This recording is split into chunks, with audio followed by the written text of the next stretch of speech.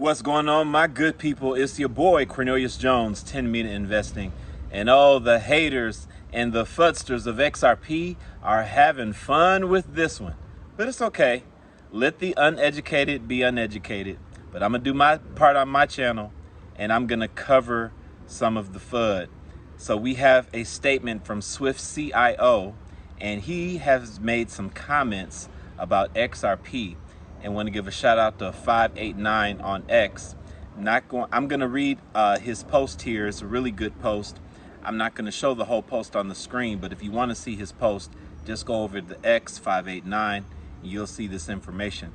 But he has here, XRP haters are celebrating the Swift CIO's comments like it's the end of the road for XRP. Tom Shajak, however you pronounce it, the chief innovation officer at Swift, argued banks won't use XRP because they'll prefer their own rails, tokenized deposits, or regulated stablecoins. Here's why he's wrong. Well, first of all, ladies and gentlemen, if the Swift CIO said that, then it's got to be true, right? You always have to remember motives behind certain statements, people. You know, I don't think Swift is very happy about the possibility of Ripple taking about 15% of their business. That's what Brad Garlinghouse anticipates will be the case in the next, in the upcoming years. So people are always going to have their things to say, and you just have to understand these big institutions are not always the happiest when it comes to Ripple and what they're doing with XRP, because simply it's taking their business. Always remember what Larry Fink said about Bitcoin and then did a complete turnaround, right? These people are not always going to speak kindly on XRP, but let's get into what he said and let's get into the response here from 589. So here's the exact quote. In a LinkedIn thread, he says, "I get why some people see XRP as the natural bridge, but the harder question is whether banks will ever be comfortable outsourcing settlement finality to a token that isn't a deposit, isn't regulated money, and doesn't sit on their balance sheet. Liquidity is one thing, legal enforceability is another." The second piece is economics. If tokenized deposits and regulated stablecoins scale, why would banks pay a toll to an external asset when they can settle directly in instruments they already control and trust? So let's look at the response here from 589. I think it was wonderful. His point, banks won't outsource settlement finality to XRP. They'll just use their own deposits or stablecoins they already trust. 589 says, sounds good in theory. In reality, this doesn't solve the trillion-dollar problem XRP was built for. The problem? Nostro Vostro accounts. Today, banks pre-fund accounts all over the world just to make cross-border payments work. Trillions are locked, idle, and unproductive. Internal rails or tokenized deposits don't remove that need. XRP does. Private rails are fragmented. Sure, JP Morgan can build rails for JP Morgan clients. HSBC can build theirs. Citi can build theirs. But what happens when you need to move value between them? You're back to the same inefficiencies and trapped liquidity. XRP is neutral. It's not issued by any one bank. It doesn't sit on one balance sheet. It's a bridge asset that any institution can use to settle with any other institution.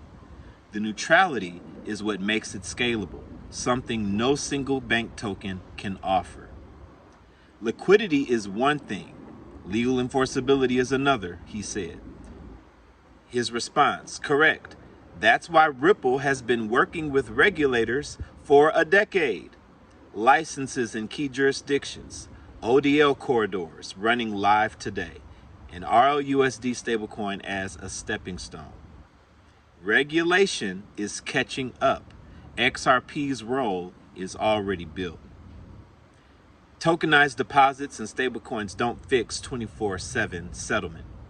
They still rely on the issuer's balance sheet. If you want to move money outside those walled gardens on a Sunday at 2 a.m., you're stuck.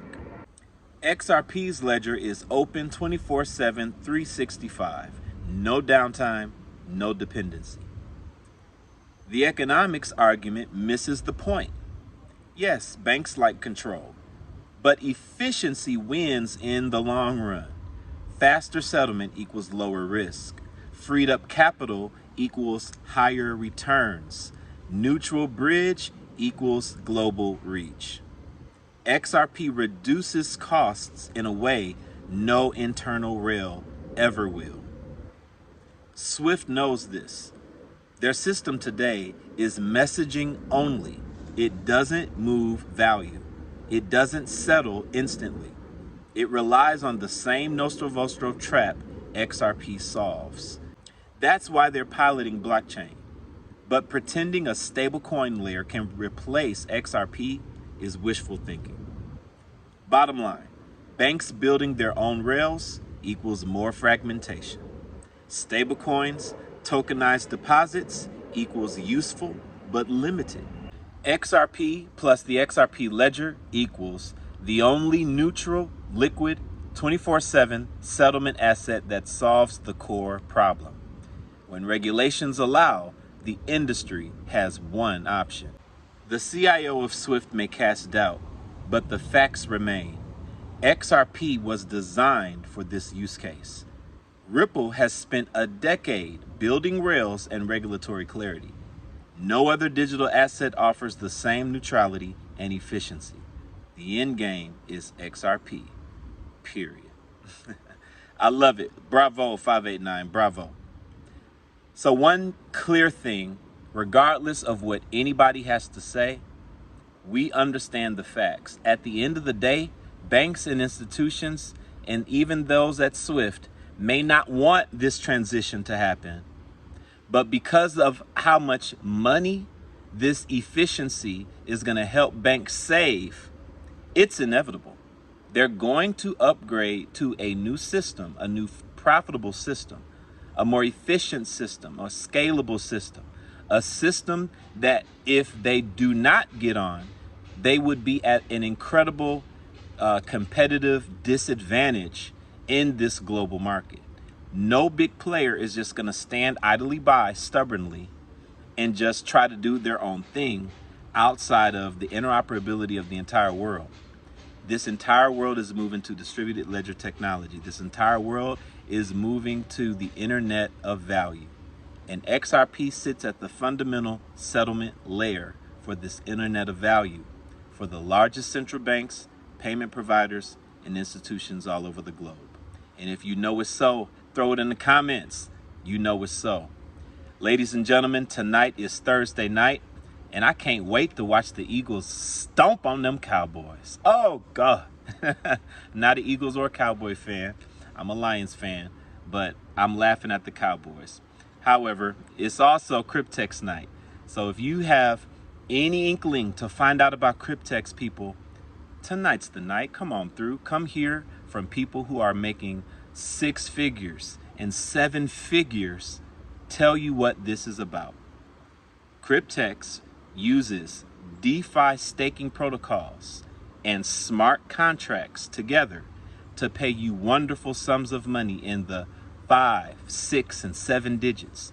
And you can receive this money in a contract in 2, 3, 5, or 7 years, depending on your contract. Ladies and gentlemen, I love investing in my XRP, but I don't know when XRP is going to move. These are smart contracts that algorithmically pay out a certain set amount on a certain date. And so if you want to have access to this, if you think it's worth finding out this information, you need to come to the Zoom meeting tonight. The link to the Zoom meeting is in the description of this video.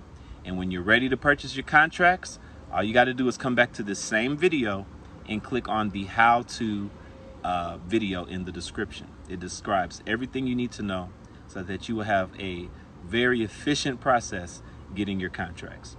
All right, people, this is your boy Cornelius Jones, 10 Mina Investing.